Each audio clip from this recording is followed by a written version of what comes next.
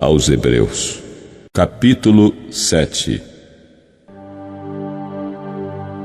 Porque este Melquisedeque, que era rei de Salém, sacerdote do Deus Altíssimo, e que saiu ao encontro de Abraão quando ele regressava da matança dos reis, e o abençoou, a quem também Abraão deu o dízimo de tudo, e primeiramente por interpretação, rei de justiça, e depois também rei de Salém, que é rei de paz, sem pai, sem mãe, sem genealogia, não tendo princípio de dias, nem fim de vida, mas sendo feito semelhante ao Filho de Deus, permanece sacerdote para sempre.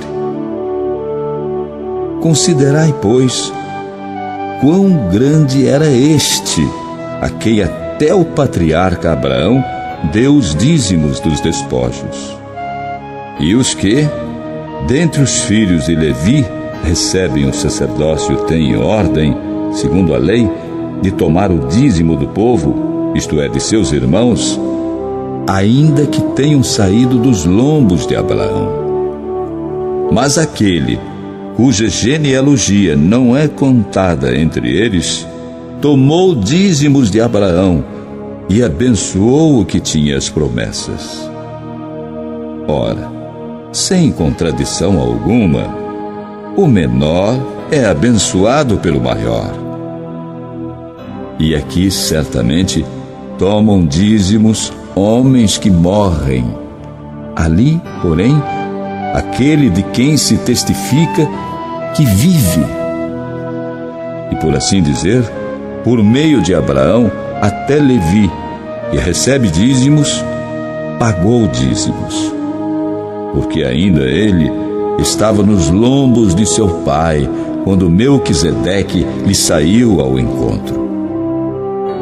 De sorte que, se a perfeição fosse pelo sacerdócio levítico, porque sob ele o povo recebeu a lei, que necessidade havia logo de que outro sacerdote se levantasse, segundo a ordem de Melquisedeque, e não fosse chamado segundo a ordem de Arão? Porque, mudando-se o sacerdócio, necessariamente se faz também mudança da lei.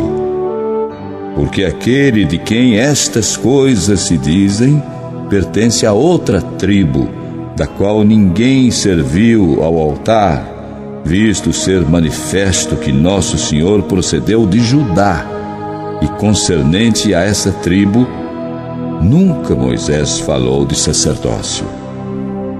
E muito mais manifesto é ainda se a semelhança de Melquisedeque se levantar outro sacerdote, que não foi feito segundo a lei do mandamento carnal, mas segundo a virtude da vida incorruptível.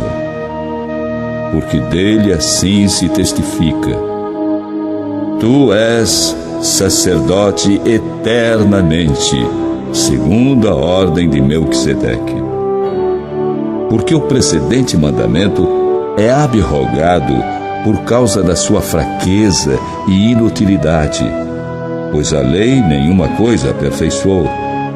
E desta sorte é introduzida uma melhor esperança, pela qual chegamos a Deus. E visto como não é sem prestar juramento, porque certamente aqueles sem juramento foram feitos sacerdotes, mas este com juramento, por aquele que lhe disse: jurou o Senhor e não se arrependerá. Tu és sacerdote eternamente, segundo a ordem de Melquisedeque. De tanto melhor aliança, Jesus foi feito fiador. E, na verdade, aqueles foram feitos sacerdotes em grande número, porque pela morte foram impedidos de permanecer. Mas este, porque permanece eternamente, tem um sacerdócio perpétuo. Portanto, pode também salvar perfeitamente os que por ele se chegam a Deus, vivendo sempre para interceder por eles.